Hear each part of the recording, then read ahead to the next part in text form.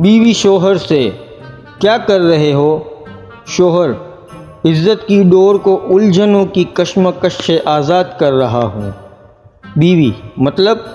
शोहर, पजामे के नारे की गिठाने खोल रहा हूँ।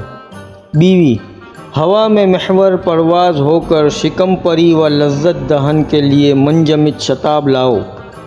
शोहर, मतलब? बीवी, जल्दी जाके दही लाओ ताकि खाना खा सके। आए बड़े उर्दू के प्रोफेसर। शोहर बेगम की कॉल बंद करते हुए, बेगम मैं इस वक्त सख्त मसरूफ़ हूँ, फारिग होकर ख़ुद कॉल करूँगा। शोहर ने फ़ोन बंद किया ही था कि उसकी पड़ोसन की कॉल आ गई।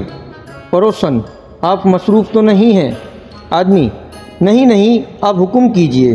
पड़ोसन बोली, जी वो आपकी बेगम आपसे बात करना चाहती हैं। बेगम बोली, शाम ज़रा जल्दी घर आ जाइएगा और आते हुए आयोडेक्स या वेंटोजिनो क्रीम भी ज़रूर लाइएगा।